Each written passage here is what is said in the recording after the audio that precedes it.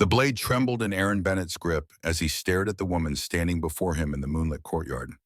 This was not the plain, dutiful bride he had expected from the arranged marriage contract. Julie Thompson's beauty struck him like a physical blow, her dark hair cascading over shoulders that seemed to glow in the silver light. Her eyes held depths he had never imagined, and when she stepped closer, he found himself backing against the stone wall of his own castle. "My lord," she whispered, her voice carrying a musical quality that made his armor feel suddenly too tight. "You seem surprised." Aaron's throat worked soundlessly. He was a knight who had faced down armies, who had never known fear in battle.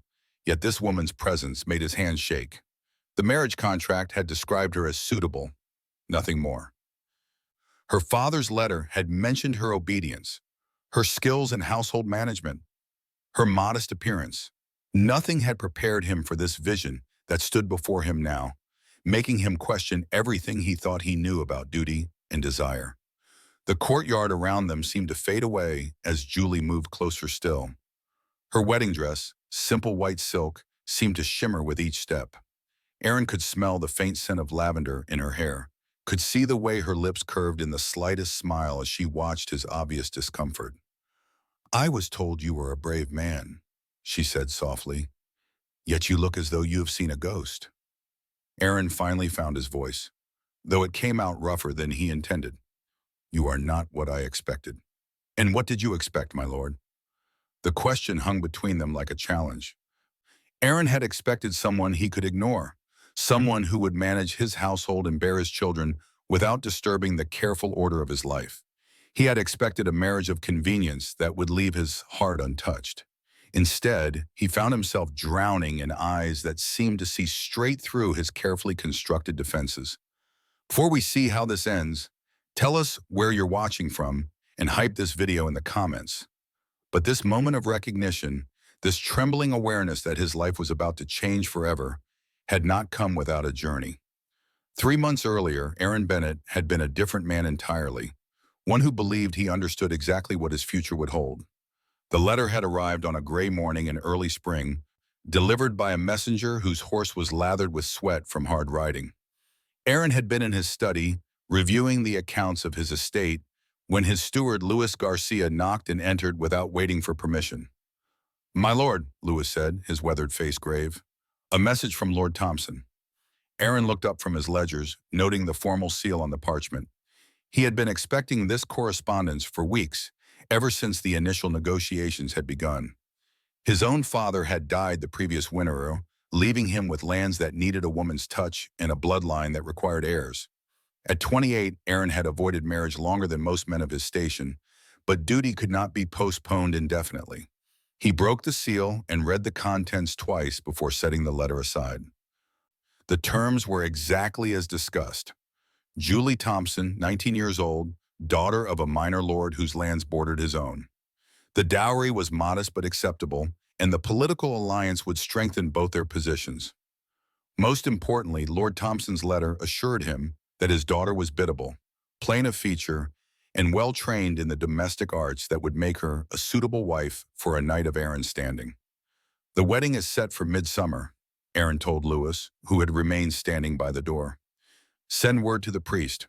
We'll need to prepare the chapel." Luis nodded, but his expression remained troubled. "My lord, if I may ask, have you given thought to the lady herself, beyond the practical considerations?" Aaron frowned. "What thought is required? She will manage the household, bear children, and fulfill her duties as my wife. I will provide for her and protect her. It is a fair arrangement." "Of course, my lord." Luis's tone was carefully neutral, but Aaron caught the note of something else beneath it. Disapproval, perhaps, or pity. "Speak plainly, Luis. You've served my family long enough to earn that right." The older man hesitated, then stepped closer to the desk. "I only wonder if you might consider meeting the lady before the wedding day, to ensure compatibility of temperament, if nothing else." Aaron waved the suggestion away. "Unnecessary. Our fathers have negotiated the terms. What more is there to know?" But as the weeks passed, Aaron found himself thinking about Luis's words more often than he cared to admit. He had seen marriages of convenience that worked well enough, where husband and wife maintained a cordial distance and fulfilled their respective roles without friction. He had also seen marriages where that distance became a chasm, where two people lived as strangers under the same roof until death finally parted them. Not that it mattered, he told himself. He was not a man given to romantic fancies. He had work to do, lands to manage, and responsibilities that left little time for the softer emotions. A plain, dutiful wife would suit him perfectly. Someone who would not distract him from his duties or complicate the orderly life he had built for himself. The preparations for the wedding proceeded smoothly. The chapel was cleaned and decorated, guest chambers were prepared for the few relatives who would attend, and Aaron's own quarters were expanded to accommodate a wife.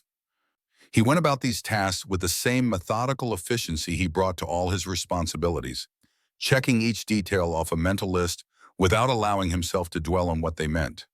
It was David Johnson, his captain of guards, who first suggested that Aaron's expectations might be misplaced.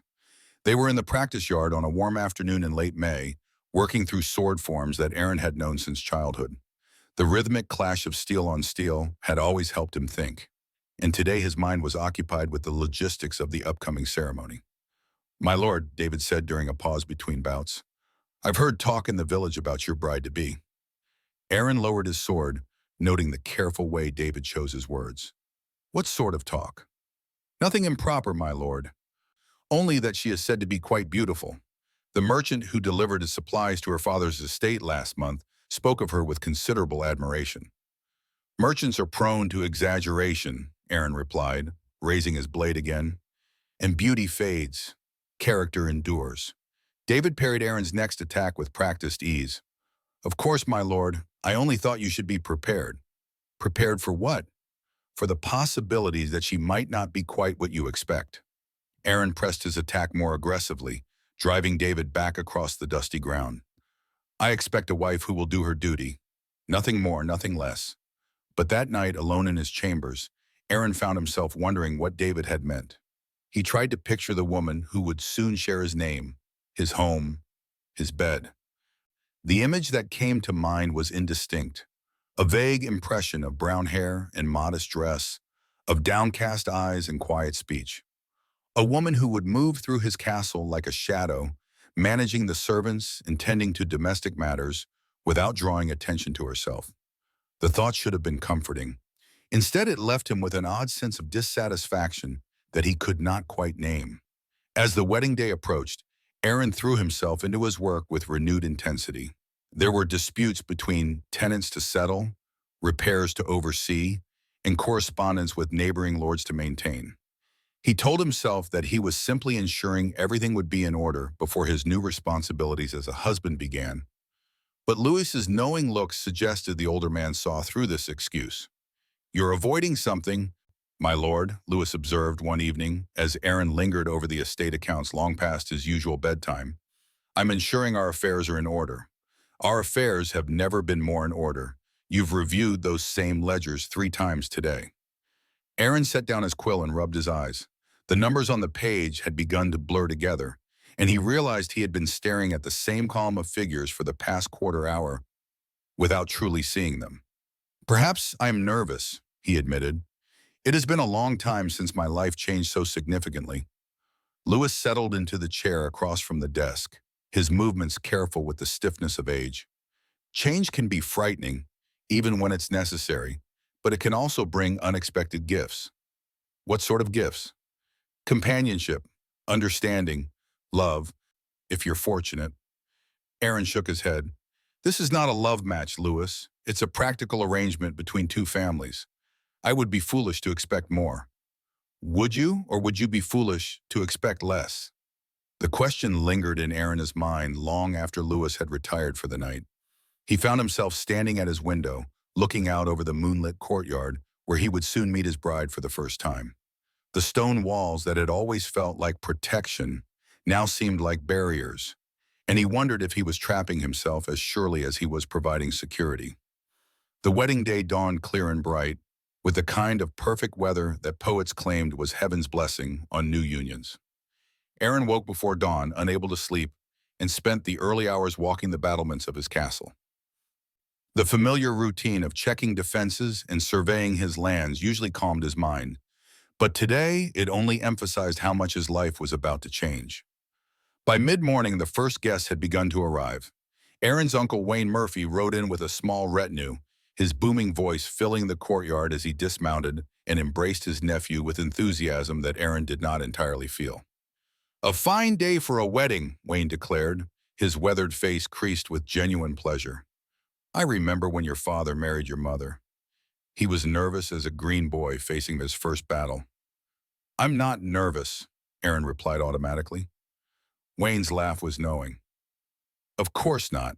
That's why you've worn a path in the stones with your pacing." Before Aaron could protest, another commotion in the courtyard announced the arrival of more guests. The ceremony was set for noon, with the wedding feast to follow, and Aaron found himself checking the position of the sun with increasing frequency as the morning wore on. At 11, Louis appeared at his elbow with news that made Aaron's stomach tighten with something between anticipation and dread. "The bride's party has been sighted, my lord. They should arrive within the hour." Aaron nodded, not trusting his voice. He had changed into his finest clothes, a doublet of deep blue silk that his mother had commissioned years ago and that he had never found occasion to wear. The fabric felt strange against his skin, too fine for a man more accustomed to leather and mail. "Shall I have the priest make ready?" Louis asked. "Yes, and ensure the chapel is prepared exactly as we discussed." "Of course, my lord." But Louis made no move to leave, and Aaron realized the older man was studying his face with concern. "What is it?" Aaron asked. "Nothing, my lord, only that you look as though you're preparing for battle rather than a wedding." Aaron straightened his shoulders. "Perhaps there's little difference." "Perhaps, but in battle you know your enemy. In marriage you might discover an ally." The words stayed with Aaron as he made his final preparations. He checked his appearance in the polished metal mirror that served his chambers, noting the tension around his eyes and the rigid set of his jaw. Louis was right. He did look like a man preparing for conflict rather than celebration. A horn sounded from the watchtower, the signal that the bridal party had been sighted. Aaron's hand stilled on the silver clasp of his cloak as the reality of the moment settled over him. In a matter of minutes, he would meet the woman who would share his life, bear his children, and stand beside him until death parted them. The woman whose face he had never seen, whose voice he had never heard, whose thoughts and dreams remained as mysterious to him as the far side of the moon. He made his way to the courtyard, where the wedding guests had already begun to gather. The priest stood ready at the chapel entrance, his ceremonial robes gleaming in the midday sun. Aaron took his place at the center of the courtyard, his hands clasped behind his back to hide their trembling, and waited for his bride to arrive. The sound of hoofbeats on cobblestones announced the arrival of the bridal party before Aaron could see them. His heart hammered against his ribs as the great gates of his castle swung open, and he found himself holding his breath as the first riders entered the courtyard. Lord Thompson rode at the head of the party, a man Aaron recognized from their few previous meetings. Behind him came a small escort of guards, their horses stepping carefully on the smooth stones, and then, mounted on a gentle gray mare, came the figure that made Aaron's carefully constructed expectations crumble to dust. Julie Thompson was nothing like the plain, unremarkable woman he had imagined. Even from across the courtyard, even with her face partially hidden by the hood of her traveling cloak, Aaron could see that she possessed a beauty that made his breath catch in his throat. When she dismounted and pushed back her hood, revealing dark hair that caught the sunlight like silk, and eyes that seemed to hold depths he could spend a lifetime exploring, Aaron felt the ground shift beneath his feet. She moved with a grace that spoke of noble breeding, but there was something else in her burden, a quiet confidence that suggested hidden strengths.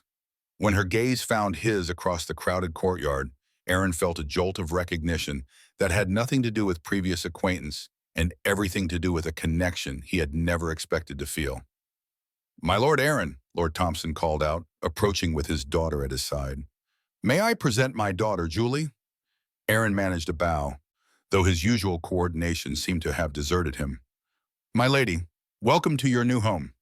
Julie's curtsy was perfect, but when she rose, her eyes remained fixed on his face with an intensity that made him feel exposed. "Thank you, my lord. It is more beautiful than I had imagined." Her voice was like music, clear and sweet, with an undertone of something that might have been amusement. Aaron realized he was staring and forced himself to look away, only to find his Uncle Wayne watching the exchange with undisguised interest. "Shall we proceed to the ceremony?" the priest suggested, his voice cutting through the sudden tension that had settled over the courtyard. Aaron nodded, not trusting himself to speak. As they made their way toward the chapel, he found himself acutely aware of Julie's presence beside him. The scent of lavender that clung to her hair, the rustle of silk as she moved, the way the sunlight seemed to follow her like a benediction. The ceremony passed in a blur of Latin phrases and ritual gestures. Aaron heard himself making the required responses, felt the weight of the ring as he slipped it onto Julie's finger, tasted wine that might as well have been water for all the impression it made on his stunned senses. Through it all, he remained hyper-aware of the woman beside him, of the way her voice trembled slightly as she spoke her vows, of the quick glance she gave him when the priest pronounced them husband and wife. When the ceremony concluded and they emerged from the chapel to the cheers of the assembled guests, Aaron felt as though he was walking in a dream. This was his wife, this beautiful stranger who had just promised to love, honor, and obey him for the rest of their lives. The thought was both thrilling and terrifying. The wedding feast that followed was a trial of endurance. Aaron found himself seated beside Julie at the high table, acutely conscious of every movement she made, every word she spoke to the guests who approached to offer their congratulations. She handled each interaction with perfect grace, but he caught occasional glimpses of something else beneath her composed exterior. Nervousness, perhaps, or uncertainty. As the evening wore on and the wine flowed more freely, the guests became increasingly boisterous. Aaron watched Julie navigate the increasingly familiar conversations with the same poise she had shown throughout the day. But he noticed the way her hands trembled slightly when she thought no one was looking, the careful way she measured each sip of wine. "She's lovely," Wayne murmured in Aaron's ear during a lull in the festivities. "Though not quite what you were expecting, I'd wager," Aaron kept his voice carefully neutral. "She seems well suited to her role." "Her role as your wife, you mean? Or her role as the most beautiful woman in the room?" Before Aaron could respond, David Johnson approached the high table with news that made Aaron's blood run cold. "My lord," David said quietly, leaning close enough that only Aaron could hear, "we've received word from the border. There's been trouble with raiders from the north. They struck the village of Millbrook last night." Aaron's jaw tightened. Millbrook was barely 10 miles from his own lands, and the raiders David spoke of were likely the same band that had been terrorizing the region for months. He had hoped his wedding day would pass without such concerns, but duty rarely waited for convenient moments. "How bad?" he asked. "3 dead, several buildings burned. They made off with livestock in grain stores." Aaron glanced at Julie, who was engaged in conversation with one of the female guests, but whose attention seemed to drift toward his exchange with David. He wondered how much she could hear, how much she understood about the dangers that surrounded her new home. "Double the watch tonight," Aaron instructed quietly, "and send word to Lord Harrison. If these raiders are moving south, he needs to be warned." David nodded and withdrew, but not before Aaron caught the worried look that passed between his captain and Luis Garcia. They had hoped the wedding festivities might provide a respite from such concerns, but the world beyond the castle walls cared nothing for their celebrations. "Is there trouble, my lord?" Julie asked softly, her voice pitched low enough that the other guests could not overhear. Aaron turned to study her face, surprised by the directness of her question. Most ladies of her station would have pretended not to notice such exchanges, or would have waited for their husbands to volunteer information. "Nothing that need concern you," he replied automatically. Julie's eyes flashed with something that might have been irritation. "I am your wife now, my lord. Your concerns are my concerns." The simple statement hit Aaron with unexpected force. She was right, of course. Whatever threats faced his lands now faced hers as well. Whatever burdens he carried were now shared, at least in principle. But the idea of burdening this beautiful woman with the harsh realities of border warfare seemed wrong somehow. "There have been raids along the northern border," he said finally. "Nothing we cannot handle, but it requires vigilance." Julie nodded, her expression growing serious. "My father dealt with similar troubles last year. Raiders prey on isolated farms and villages, hoping to avoid confrontation with organized forces." Aaron blinked in surprise. "You know of such things?" "I grew up on the border, my lord. Such knowledge is necessary for survival." There was steel beneath the silk, Aaron realized. This woman who looked like she belonged in a troubadour's song had been shaped by the same harsh realities that had forged his own character. The discovery was both reassuring and unsettling. Before he could pursue the thought further, the traditional calls for the bedding ceremony began to rise from the increasingly intoxicated guests. Aaron felt Julie stiffen beside him, saw the way her knuckles whitened as she gripped her wine cup. The bedding ceremony was a tradition Aaron had dreaded since the wedding plans began. The idea of his drunken guests escorting him and his new bride to their marriage bed, offering crude advice and ribald commentary, had always struck him as barbaric. Now, seeing the barely concealed panic in Julie's eyes, he made a decision that surprised even himself. "There will be no bedding ceremony," Aaron announced, his voice cutting through the increasingly raucous suggestions from the crowd. A chorus of disappointed protests rose from the guests, but Aaron's expression brooked no argument. "My wife is tired from her journey, and we have had enough celebration for one day." Wayne Murphy raised his cup in salute. "Well said, nephew. A wise man knows when to end a feast." The other guests grumbled, but accepted the decree, though Aaron caught several meaningful looks and whispered comments about newlywed impatience. He ignored them all, rising from his seat and offering Julie his arm. "Shall we retire, my lady?" Julie's relief was visible as she accepted his escort. They made their way through the castle corridors in relative silence, the sounds of continued revelry fading behind them. Aaron found himself hyper-aware of her hand on his arm, of the way her skirts rustled against the stone floor, of the faint scent of lavender that seemed to follow her like a personal perfume. When they reached the door to his chambers, now their chambers, Aaron paused. Beyond this threshold lay the most intimate aspects of marriage, the private moments that would define their relationship more than any public ceremony. He realized he had no idea what Julie expected, what she had been told about the duties of a wife, what fears or hopes she might be harboring. "Julie," he began, then stopped, unsure how to continue. She looked up at him, her dark eyes reflecting the flickering light of the corridor torches. "Yes, my lord?" "Aaron," he corrected gently. "In private, you may call me Aaron." A small smile curved her lips. "Aaron, then." The sound of his name and her voice sent an unexpected warmth through his chest. He opened the door and gestured for her to enter first, following her into the chamber that had been his private sanctuary for years and would now be shared space. Julie moved to the center of the room, turning slowly to take in her new surroundings. Aaron watched her examine the heavy oak furniture, the tapestries that warmed the stone walls, the fire that crackled cheerfully in the hearth. Her expression was carefully neutral, but he found himself wondering what she thought of the masculine space that would now be her home. "It's very different from my father's house," she said finally. "Different how?" "Larger, more formal. My chambers at home were much simpler." Aaron felt a stab of uncertainty. "If there are changes you would like to make you more comfortable." Julie turned to face him fully, and the expression in her eyes made his words die in his throat. There was vulnerability there, but also a strength that he was beginning to recognize as fundamental to her character. "Aaron," she said softly, "I need you to know something." He waited, his heart hammering against his ribs. "I was as surprised by you as you were by me." Aaron stared at her, trying to process her words. "Surprised how?" Julie moved closer to the fire, her profile illuminated by the dancing flames. "My father told me you were a practical man, a knight who valued duty above all else. He said you wanted a wife who would manage your household efficiently and cause you no trouble." "That is what I thought I wanted," Aaron admitted.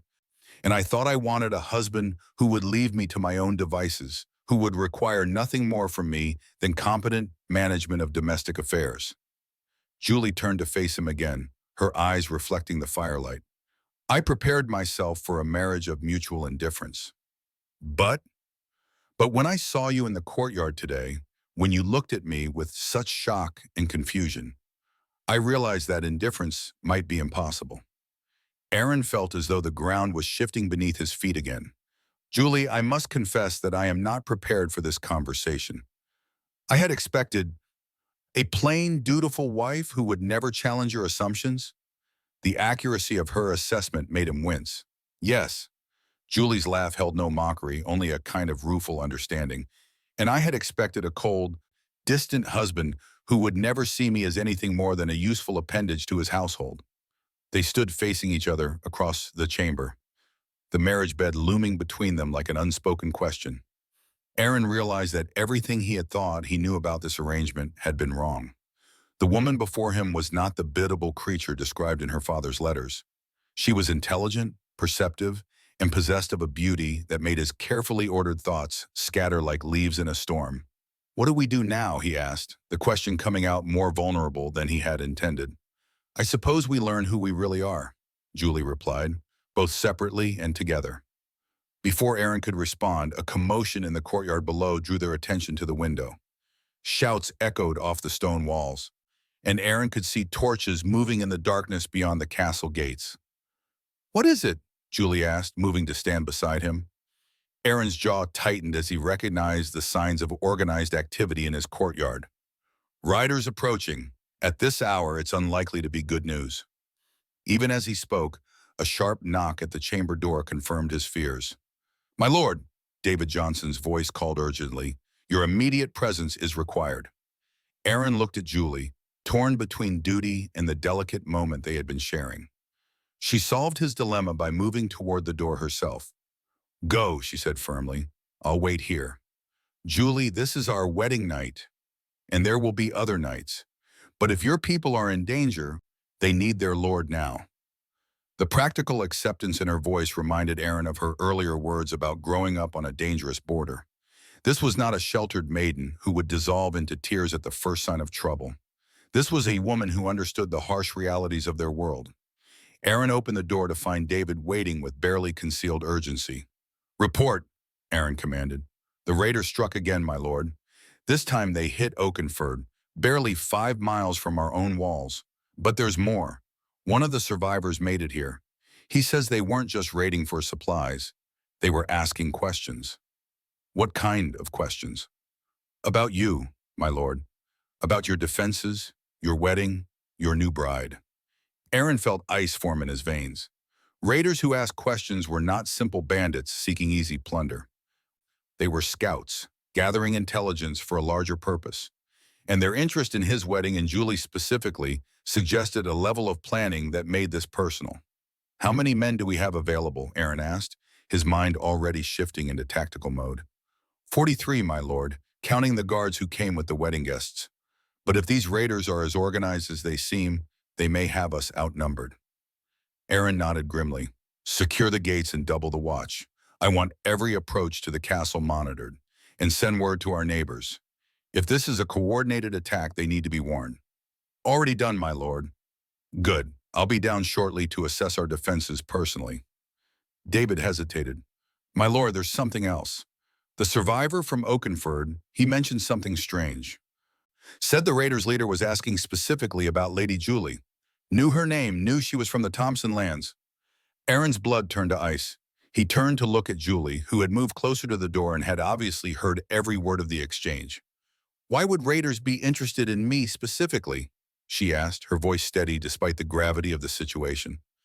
"I don't know," Aaron replied, but his mind was already racing through possibilities. Political enemies of her father, perhaps, or someone with a grudge against the Thompson family. Or worse, someone who saw an opportunity to strike at Aaron through his new wife. "My lord," David continued, "there's more.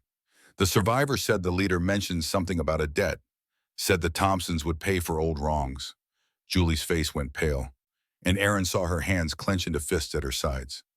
"What debt?" he asked her directly. "I don't know," she whispered, but Aaron caught the flicker of uncertainty in her eyes that suggested she might have suspicions. "Julie," Aaron said gently but firmly, "if there's something you know, something that might help us understand what we're facing, you must tell me now." She was quiet for a long moment, staring into the fire as if seeking answers in the flames. When she finally spoke, her voice was barely audible. "There was a man," she began hesitantly. "Last year, he came to my father's lands seeking shelter. Said he was fleeing from raiders who had destroyed his village. My father took him in, gave him work in our stables. And," Aaron prompted when she fell silent, "he was not what he seemed. We discovered he was passing information to bandits, telling them which farms were undefended, which merchant caravans carried the most valuable goods. When my father confronted him, the man fled, but not before swearing vengeance against our family. Aaron exchanged a grim look with David. What was this man's name? Marcus. Marcus the Crow, they called him, because of his black hair and his habit of appearing wherever there was death and destruction. David's expression darkened. I know that name, my lord, Marcus Blackwood. He's been building a band of cutthroats and displaced soldiers for the past year. If he's behind these raids, then this is not random banditry, Aaron finished. This is a planned assault on my lands and my family. The word family hung in the air between them, and Aaron realized that Julie had become exactly that in the space of a single day.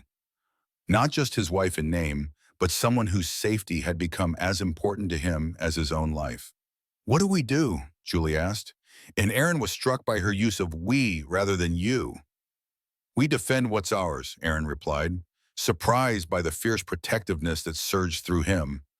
David, I want every man armed and ready. If Marcus Blackwood wants a fight, we'll give him one.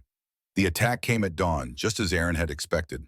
He had spent the night walking the battlements with David, checking defenses and positioning their limited forces for maximum effectiveness. Julie had insisted on helping, despite Aaron's protests, and had proven surprisingly knowledgeable about castle defenses and siege tactics. My father made sure I understood such things, she had explained when Aaron questioned her expertise. He said a lord's wife needed to be prepared to defend his lands in his absence. Now, as the first arrows flew over the castle walls and the sound of war cries echoed from the surrounding hills, Aaron was grateful for her practical education. She moved through the castle with calm efficiency, ensuring the servants were safely secured in the lower levels and that supplies were distributed to the defenders. How many? Aaron called to the watchman in the highest tower. At least 60, my lord, possibly more. They're well armed and organized. Aaron cursed under his breath. They were outnumbered, but not impossibly so. Their walls were strong, their position defensible, and their men were disciplined.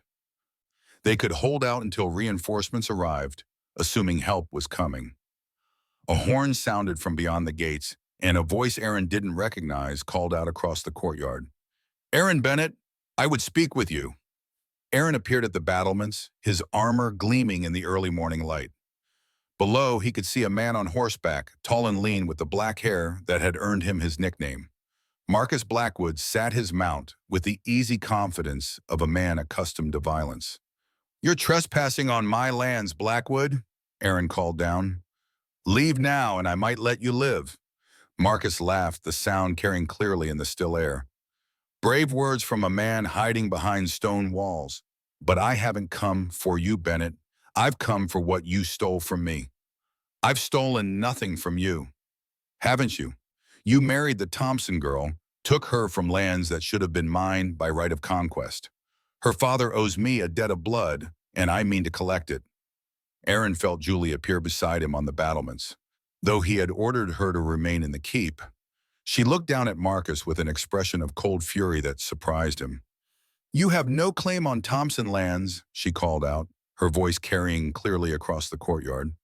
You forfeited any consideration when you betrayed my father's hospitality. Marcus's expression twisted with rage. Your father destroyed my life, girl. Turned me out like a common thief when all I did was survive as best I could. You led raiders to innocent families, Julie shot back. Children died because of your betrayal, and more will die today unless you come down here and face justice for your family's crimes. Aaron stepped forward, his hand moving to his sword hilt. The only one who will face justice today is you, Blackwood. My wife is under my protection, and I'll die before I let you harm her. The declaration surprised Aaron as much as it seemed to surprise Julie. He had known her for less than a day, yet the thought of anyone threatening her filled him with a rage he had never experienced before. Marcus raised his sword, the blade catching the morning light. Then die you shall, Bennett, but know that your death will only delay the inevitable. The girl will pay for her father's ways one way or another. The assault began in earnest then, with arrows flying thick as rain and ladders appearing against the walls. Aaron threw himself into the defense with desperate fury, his sword cutting down any raider who managed to scale the battlements. Beside him, David and the other defenders fought with the same desperate courage, knowing that defeat meant death for everyone within the castle walls. The battle raged for hours, with neither side able to gain a decisive advantage. Aaron's defenders held the walls against repeated assaults, but their numbers were dwindling, and exhaustion was beginning to tell. Aaron himself had taken a cut across his sword arm and could feel his strength beginning to ebb. It was Julie who spotted the reinforcements first, her cry of relief cutting through the clash of steel and the screams of wounded men. "Riders approaching from the south!" Aaron looked up from the raider he had just cut down to see banners approaching across the fields. His Uncle Wayne's colors, and behind them, the standards of Lord Harrison and other neighboring nobles. The alliance his marriage had been meant to secure was proving its worth in the most practical way possible. Marcus Blackwood saw the approaching reinforcements at the same moment and knew his opportunity was slipping away. With a roar of frustrated rage, he spurred his horse toward the castle gates, somehow managing to force his way through the melee in the courtyard. "Open the gates!" Aaron shouted to his men. "Let him come!" "My lord, no!" David protested. "It's too dangerous." But Aaron was already moving, his exhaustion forgotten in the face of this final challenge. He would end this threat to his wife, to his lands, to the life he was just beginning to build. The gates swung open just as Marcus reached them, and the two men faced each other in the center of the courtyard. Around them, the battle continued. But for Aaron, the world had narrowed to just himself and the man who threatened everything he held dear. "You should have stayed hidden behind your walls, Bennett," Marcus snarled, raising his sword. "And you should have stayed away from my lands," Aaron replied, settling into a fighting stance. They came together with a crash of steel that echoed off the castle walls. Marcus was skilled, Aaron realized immediately, his blade work polished by years of desperate fighting. But Aaron fought with something Marcus lacked, a purpose beyond mere survival or revenge. The duel was brief but vicious, both men pressing their attacks with deadly intent. Aaron's wounded arm slowed him, and Marcus managed to score a cut across his ribs that sent blood streaming down his side. But when Marcus overextended himself in a final, desperate lunge, Aaron was ready. His blade took Marcus in the chest, piercing the leather armor and finding the heart beneath. Marcus's eyes widened with surprise, then dimmed as he fell to the blood-stained stones of the courtyard. The sight of their leader's death broke the remaining raiders, who scattered like leaves before the wind as the reinforcements swept into the castle grounds. Aaron stood over Marcus's body, swaying with exhaustion and blood loss, until strong hands caught him as his legs gave way. "Easy, nephew," Wayne's voice said in his ear. "The day is won."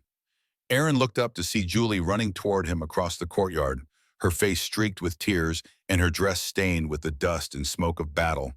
When she reached him, she dropped to her knees beside him, her hands fluttering over his wounds with desperate concern. "How badly are you hurt?" she asked, her voice shaking. "I'll live," Aaron managed, though the world seemed to be spinning around him. "Are you safe? Are you harmed?" "I'm fine," she assured him, her hands gentle as they examined his wounds. "But you're losing too much blood. We need to get you inside." As willing hands lifted him and carried him toward the keep, Aaron found himself looking back at Julie's face, memorizing the concern in her dark eyes, the way her hair had come loose from its careful arrangement, the streak of soot across her cheek that somehow made her even more beautiful. "Julie," he whispered as they reached the stairs to his chambers. "Don't try to talk," she said, walking beside the men who carried him. "Save your strength." "No, I need to tell you something." She leaned closer, her ear near his lips. "I was wrong," he breathed, "about what I wanted, about what I thought I needed." "What do you mean?" "I thought I wanted a plain wife who wouldn't complicate my life, but you're the most beautiful complication I could have imagined." Julie's smile was radiant despite her tears. "And I thought I wanted a distant husband who would leave me alone. But I find I want to be close to you, to share your burdens and your joys." As they reached their chamber and gentle hands laid him on the marriage bed, Aaron realized that his expectations had been shattered in the best possible way.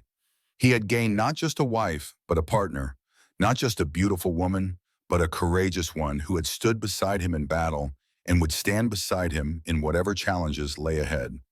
The plain wife he had expected would have been a safe choice, a comfortable arrangement that asked nothing of his heart. Instead, he had been given a woman who made him tremble with desire and burn with protectiveness, who challenged him to be more than he had ever thought possible. As Julie's gentle hands tended his wounds and her soft voice murmured reassurances, Aaron closed his eyes and smiled. He had expected duty and received love, had planned for convenience and found passion, had prepared for a simple arrangement and discovered instead the beginning of a great adventure. The knight who had trembled at his bride's beauty now trembled for entirely different reasons, with anticipation for all the tomorrows they would share, all the battles they would fight together, all the love they would build in the space between expectation and reality.